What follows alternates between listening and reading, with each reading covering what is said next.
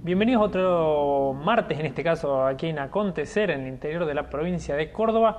Vamos a ver esta semana y sobre todo como a tomar algún tipo de recaudo intelectual, por decirlo así de esta manera, en lo que luego de la sanción de la ley de medios es lo que vendría en agenda o está en agenda del Poder Ejecutivo para llevarlo hacia la legislatura y tratar de definir o sacar una ley de entidades financieras que pase a regular de una manera diferente el mercado tanto financiero, tanto bancario como bursátil, y que en el fondo busca gravar lo que son rentas financieras tanto del sector bancario como del sector bursátil.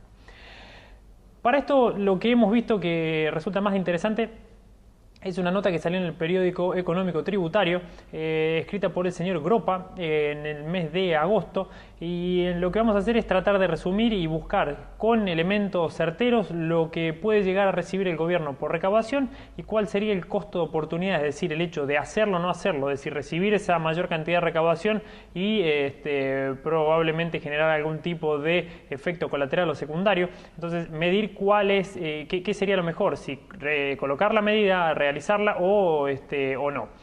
Entonces vamos directamente a ver lo que dice el estudio del señor Gropa. El informe del estudio se llama La imposición a la renta financiera y trata solamente en lo que es el sector bancario. Y dentro del sector bancario hace una serie de disposiciones para este análisis, en los cuales son que la única imposición relevante, es decir, que se grave, es la que se le aplicaría a los plazos fijos, ya que cuentas a la vista, es decir, cuentas corrientes no generan interés y las cajas de ahorro prácticamente no generan intereses y no son relevantes al momento de analizarlo recaudatoriamente.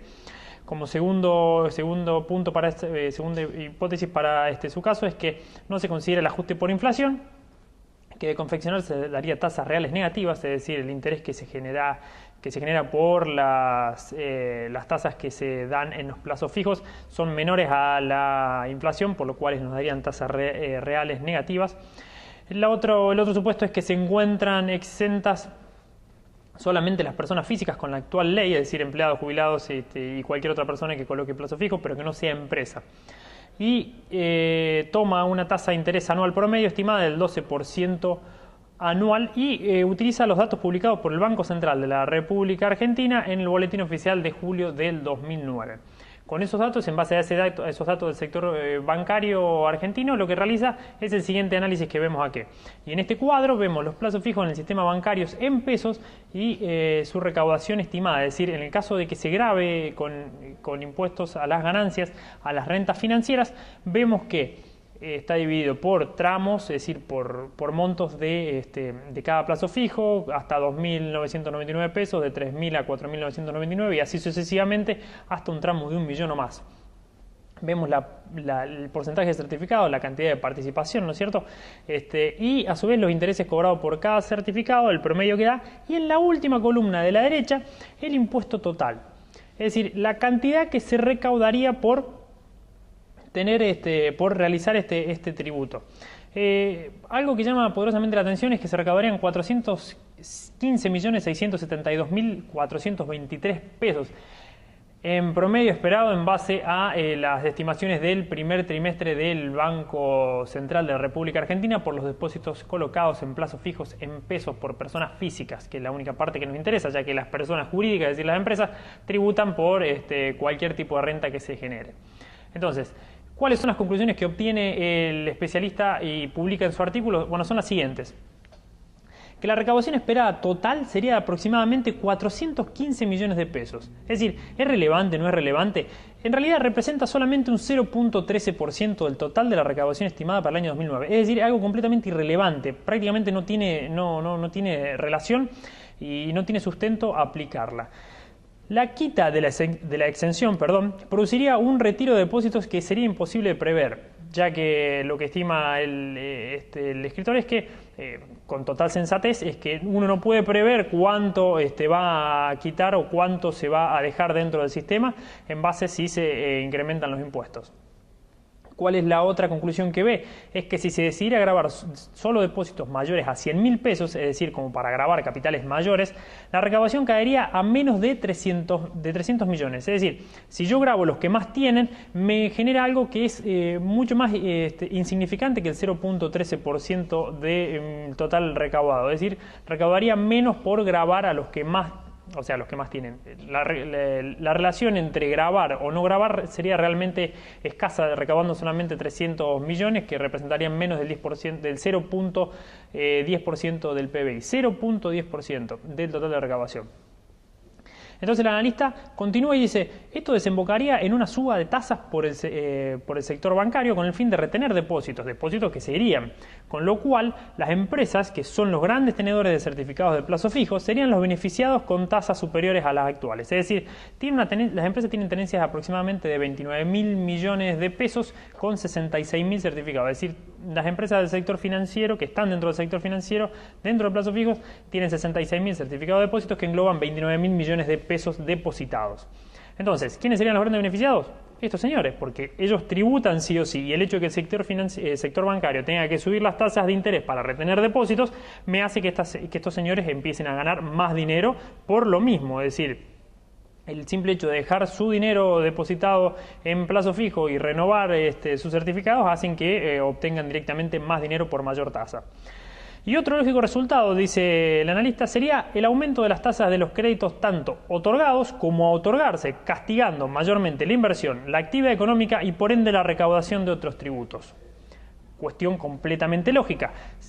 La inversión ya prácticamente está devastada en este país, pero si se siguiese así, cualquiera que quisiera realizar algún tipo de inversión financiándola tendría que pagar algún tipo de tasa mayor, excepto lo que se está hablando es que se buscaría colocar a los créditos, tutelarlos como un bien público. La verdad que habría que esperar bien la sanción de la ley, la redacción de la ley, perdón. Es que casi uno tiene asumido que sacan todo por mayoría en el Congreso, como para ver cuál sería bien el grado de atentado contra la inversión, la actividad económica y por ende, si cae la inversión en la actividad económica, la recaudación de otros tributos, como puede ser impuesto al valor agregado en el caso de consumos y impuesto a las ganancias en otros ámbitos.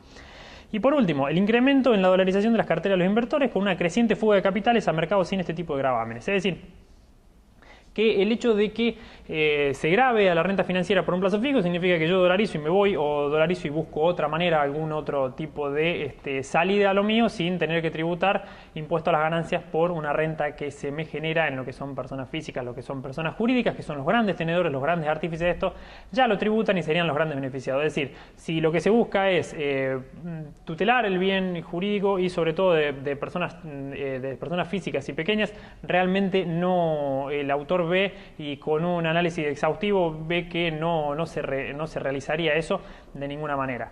Llevando esto mismo al ámbito del sector bursátil, es decir, a la bolsa, lo que son negociaciones en la bolsa, el hecho de grabar resultados por tenencias de personas físicas que hoy se encuentran exentos haría disminuir la cantidad de acciones negociadas. Haría disminuir la cantidad de negociación en la bolsa, que hoy realmente es pequeña. Somos un mercado bastante pequeño en lo que es Argentina, y dejaría abierta la posibilidad de que más inversores dolaricen y se retiren hacia Estados Unidos, un mercado de mayor volumen donde no están grabados sus resultados por tenencia. Así que vemos que es el costo de oportunidad que genera esto, el hecho de decir, bueno, grabemos y busquemos de alguna manera esta renta, la recaudación que se realizaría sería realmente poco, y el daño que se puede llegar a producir, el daño emergente o marginal que podríamos llegar a producir sería realmente elevado, es decir, tendría un costo muy alto aplicar por un beneficio muy pequeño. Y el autor termina el artículo con una frase que me pareció interesante resaltarla, y ustedes me van a permitir leerla, porque dice que parece muy alto el costo de oportunidad que se podría llegar a crear frente a una decisión impulsada por una buena intención, sostenida por el mito y proclamada por la ignorancia. Algo por demás de interesante a tener en cuenta. Este autor lo que hizo, recopiló datos, armó una estructura tributaria de cuánto se recaudaría en el sector bancario. Armar la recaudación en lo que podría ser resultados por tenencia en el sector bursátil realmente es algo bastante complejo y depende de la volatilidad y el rendimiento que uno pueda obtener en el mercado. Así que veámoslo como para tomarlo con pinza, tener en consideración cuáles pueden ser los costos, los pros y los contras de generar leyes con poca discusión, buscarla generarla en un marco de mayor atractivo y si realmente es bueno o es malo, es decir, si tiene más pro que contra, generar una ley de este tipo. Muy bien, muchas gracias, muy amable, que tengan buena semana, nos encontramos el lunes de la semana próxima. Hasta luego.